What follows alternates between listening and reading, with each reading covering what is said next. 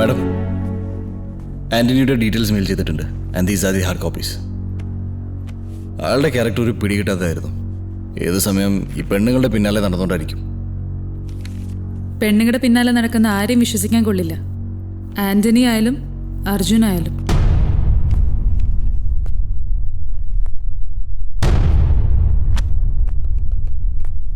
പാർക്കിലും ബീച്ചിലും coffee ഹൗസിലും ആൻഡ്രിക്കൊപ്പം കറങ്ങി നടക്കുന്നതിന്റെ ഉദ്ദേശം എന്താ? അത് ഞാൻ കുറച്ച് ഇൻഫർമേഷൻ കളക്ട് ചെയ്യാൻ വേണ്ടി. Shut up!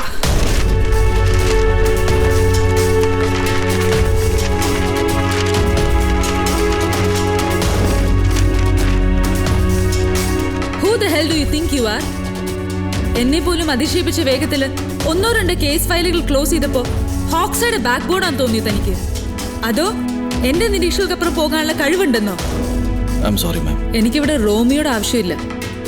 തന്റെ സേവനം ഇനി ഹോക്സയ്ക്ക് വേണ്ട.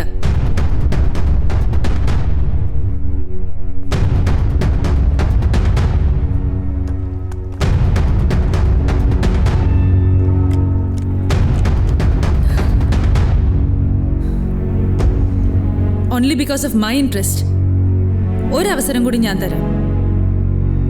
ആൻഡ്രിയയുടെ കേസ് അർജുൻ അന്വേഷിക്കില്ല. ആൻഡ്രിയ ഇനി കാണാനും പാടില്ല.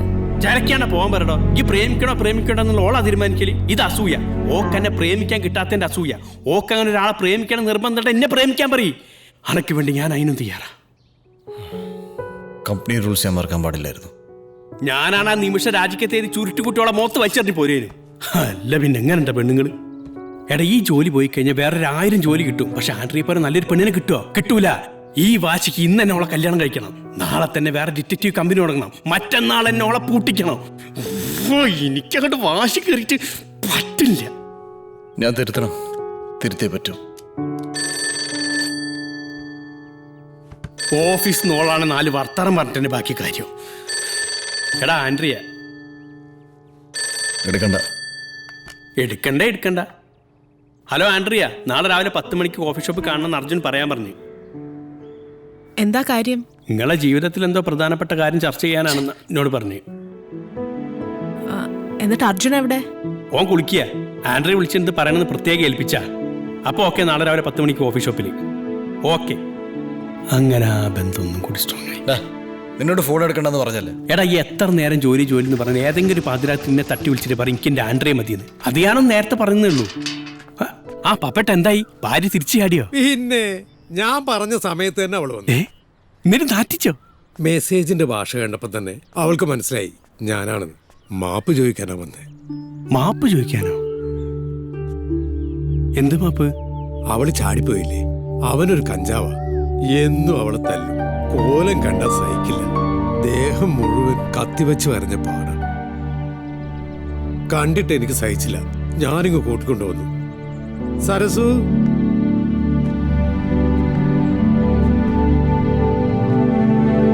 അവളൊരു പാവം. പപ്പേട്ട, സ്നേഹത്തെക്കുറിച്ച് ആളുകൾ വലിയ വലിയ വാക്കുകൾ പറയും. പക്ഷെ നിങ്ങളത് സിമ്പിളായി കാണിച്ചു തന്നു. എന്നാ ശരി അവിനാഷേ. അങ്ങനെ ഫേസ്ബുക്ക് കൊണ്ടൊരു ഗുണമുണ്ടായി.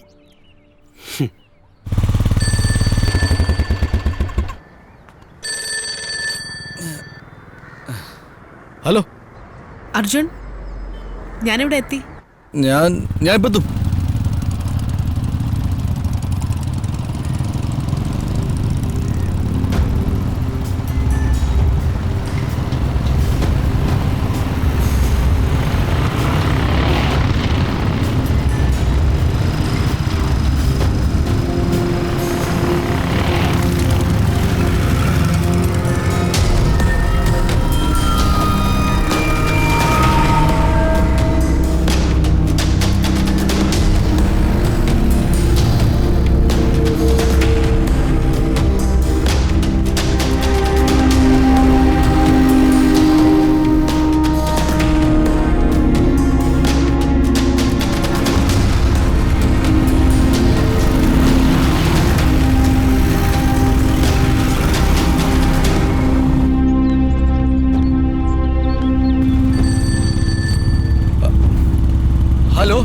നീ എവിടെയാ?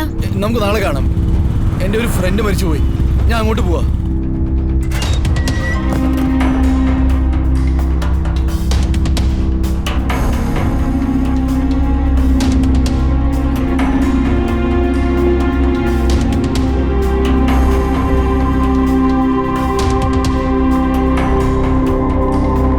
ഓ ഗോഡ്, ആക്സിഡന്റ് ആയിരുന്നല്ലേ? അതെ, പക്ഷെ എനിക്കെന്തോ നമ്മുടെ തെരുവുകളിൽ നിത്യേന എത്ര ജീവനാ പൊലിയുന്നത്.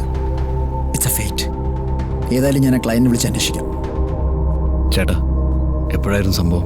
രാത്രിയിലായിരുന്നു. ആദ്യ ക്ലബിൽ നിന്ന് ഇറങ്ങിയതാ.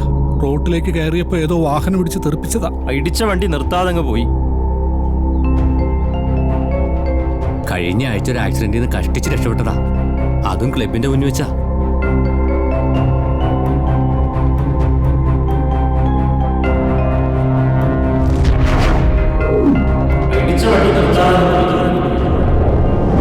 ആദ്യ ക്ലബിൽ നിന്ന് ഇറങ്ങിയതാ. റോട്ടിലേക്ക് കയറിയപ്പോ ഏതോ വാഹനം പിടിച്ച് തെറിപ്പിച്ചതാ. എടാ എവിടെയല്ലേ? നീ ഒന്ന് റെഡിയാവും, നമുക്കൊരു സ്ഥലം വരെ പോകണം.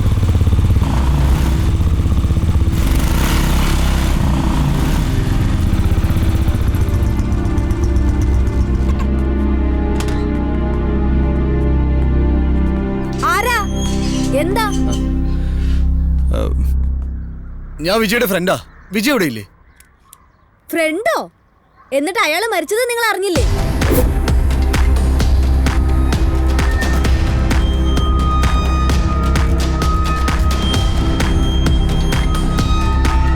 എപ്പോ? മാസം 1 ആയല്ലോ.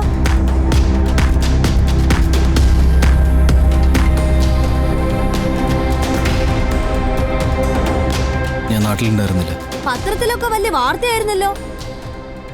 കൂട്ടുകാരോടൊപ്പം കറങ്ങാൻ പോയതാ. മലയുടെ മുകളിൽ ഞങ്ങളുടെ താഴേക്ക് വീണു. അമ്മേ, കുഞ്ഞിനെ ഒന്ന് എടുത്തേ.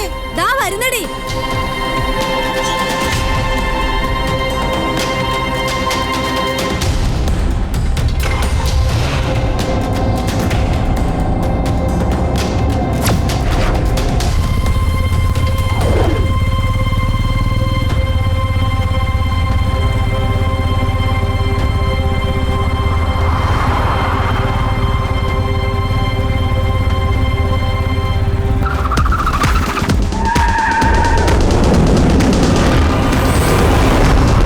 എന്താ വണ്ടി എടുത്തേ?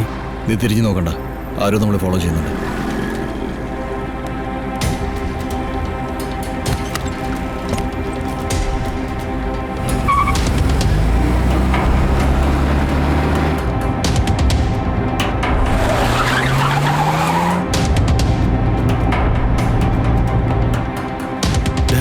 ഈ സംഭവം ഓഫീസിൽ വിളിച്ച് പറയാം. അതിനു മുമ്പ് ഞാൻ മോണിറ്റർ ചെയ്ത മറ്റുള്ളവരുടെ അവസ്ഥ എന്താണെന്ന് എനിക്കറിയണം.